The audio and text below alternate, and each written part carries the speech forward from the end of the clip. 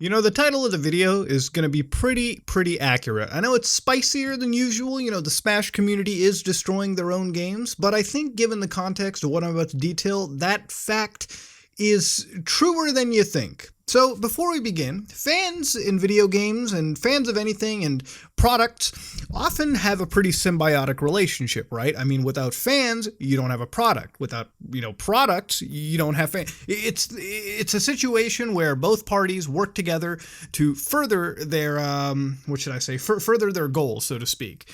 And given the context of last week's Fallout 76 nonsense that occurred, nothing was more evident about caring fans than that game and its tumultuous release. Because let me explain something. In Fallout 76's terms, when the game launched terribly, we as fans have received better from this company. We expect better. And because we pay $60 fucking, we expect a product that is of the quality that we have received in the past. If it starts to degrade, well, we will not spend our $60. We'll spend maybe $15 in morbid curiosity on a fucking sale, all that kind of nonsense. We will vote with our wallets, and our vote will decide how the company goes in forward. It's just how things work. It can go for anything in life. Video games, movies, cars, businesses, all that kind of stuff, restaurants, you name it, it'll apply to it. Now, Super Smash Bros. Is a game that has been running for a long time. It's almost a generational bookmark for every console generation that we're in. You got Super Smash 64, you've got Melee, Brawl, all that stuff, and it leads to a point where it is that bookmark center of every console generation, whether you're on Nintendo, Xbox, or PlayStation. That is a game everyone knows. People who don't really give a shit about fighting games, I don't care about fighting games, will play Smash, just because these games are very accessible, they're packed full of content. For me, the best part about these games is getting to play with some friends over at my house, have a couple, nice brews, and play this game and have a good time. And if I'm not with friends, is sitting there and unlocking like the hundreds upon hundreds of unlockables in this game. Just by playing it. It is a good game, and it attracts people who would otherwise not give a shit about the genre that it is in the first place. So, moving on forward, this game for me is a no-brainer purchase on the Nintendo Switch. It's a game where I don't need anything extra. I can split up Joy-Cons. Literally the reason the Switch is so successful, this game is going to elevate that even higher. And getting to play with my friends anywhere I go is just the extra bonuses. Putting the Switch down like a tablet, splitting up Joy-Cons, huddling in front of it like fucking kids again, and having a good time, that's what I'm there for. But the dark side of this situation is unfortunately what has happened. Due to an inefficient release style from Nintendo themselves, this game has leaked far too much in advance, to the point where people are already playing it, they're already beating it, they're already learning it, and that's due to copies being leaked in Mexico that people have ripped, copied, spread through the internet. People are installing these on hacked Switches right now. It's not difficult to do, very fucking easy, but of course I'm not going to describe to you how to do it. Nintendo wouldn't like that very much, and frankly, I don't want this game to be pirated or whatever. I don't give a shit if you're playing it early and you have this thing pre-ordered for like $60 and you're going to pick it up day of release. Hey, all the power to you, but please buy this game. Don't just fucking pirate it. We need the Switch to be successful. Please have a moral backbone, internet. I'm going to ask that very, very nicely. But going to the original point, how the Smash community is actually destroying this game, is just fucking that. Now, it's no shock that when Smash for the Wii U was coming out, an entire component, in my opinion, the biggest component that I was there for, the single player, got fucking wiped. And the cutscenes, basically, for those of you who don't remember, were leaked at the time for that game. They were starting to hit the internet. People were starting to leak this shit within the community, and the developer, the person behind it, Sakurai, just could not deal with this shit. For him, these games are sort of his baby. These games, for him, take a long time to develop. They're not a simple project. You got to sit there, make maps, you got to make a ton of characters, not make, but import them in such a way that they have meaning to them. These characters, they have to be balanced, they have to be appropriate in all contexts. This game, especially being such a hyper-competitive game and having the character roster that it does, has to be so minutely balanced to the point where doing all of that is way harder than it sounds. And what does a community do after an individual like this pretty much states they don't want shit to get leaked? For the sole reason that if a cutscene or massive story moments in a game get leaked, that doesn't really have the same effect to somebody who gets the game for the first time. For instance, let's assume that you're, waiting for this game. Somebody leaks a pivotal story moment for you. Is it gonna be satisfying for you to play it when you're in the game, knowing when it's going to come? And I think that's a problem with YouTube culture as well, too, in general, which we'll touch upon way later throughout the week, where you have these people trying to clickbait essentially for a quick buck by leaking massive, massive story spoilers in video games.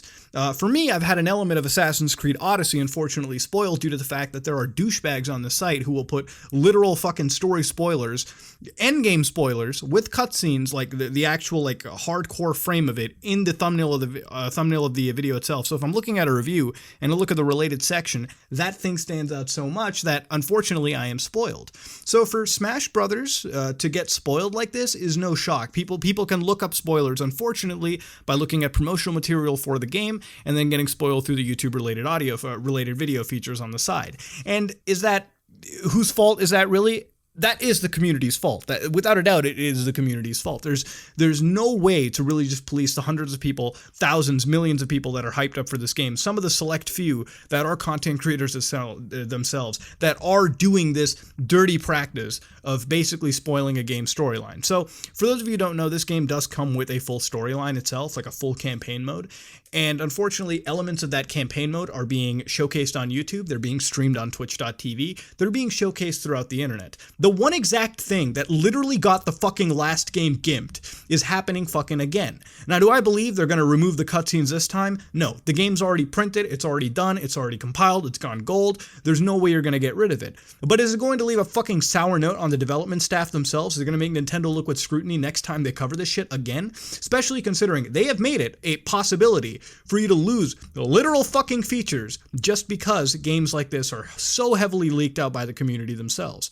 Any other gaming community that I can look into right now will not leak out this level of fucking shit, this level of story level stuff way before release like this community has now with Smash.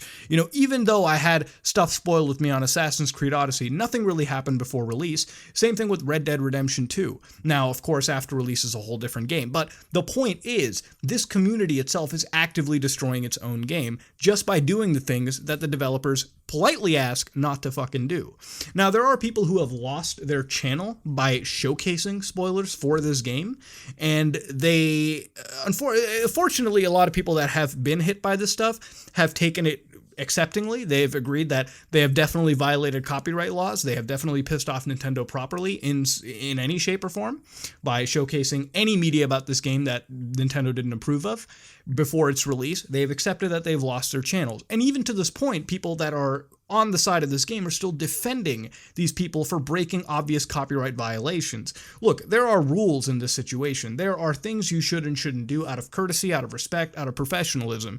And unfortunately, with this game's upcoming release, it seems that a grand majority of people who would never have an interest in playing a leaked version of this game and are playing this game wanting it to be completely blind like we had in the old days is slowly being diminished. And a lot of that just has to do with the internet culture that we have taking place at this point in time. Unfortunately, the Smash community, a select few, there are some people who are here who are fans of Smash who are going to tell me, Muda, I'm not like this. This video doesn't apply to you. You're a level-headed person. But the people who immediately take an opportunity for a leaked build to come out on the internet, take it, play the hell out of it to the point where they can record endgame level content such as hidden characters even, or hidden pieces of a soundtrack, post it on the internet and title it in such a way where, even if you're not going to click on the video, it still fucking ruins the experience for you. These are the kinds of people that need to be policed the fuck out on YouTube, and they make the gaming community look bad, and they make communities look bad in general. Because when the mainstream media picks up on the idea, or when any gaming media picks up on the idea, that there are communities, there are fans of a product that are so toxic to the actual developers themselves, you guys are on the bad side of the fucking development spectrum. This is not the way that you should handle these situations. So, with Smash coming out, am I in total defense of the entire of Nintendo in this case? Absolutely. And Nintendo and me, I don't really defend Nintendo on a lot of things, to be honest, and to begin with. But in this situation, I have to sit there and defend Nintendo on the fact that this game has been leaked so heavily. And there are elements of the community that are willing to absolutely release the hell out of stuff, willing to release 20, 30 videos and getting 20, 30 copyright strikes all in the same fucking day, losing their channels to oblivion. Do those people deserve to have their channel removed? Absolutely.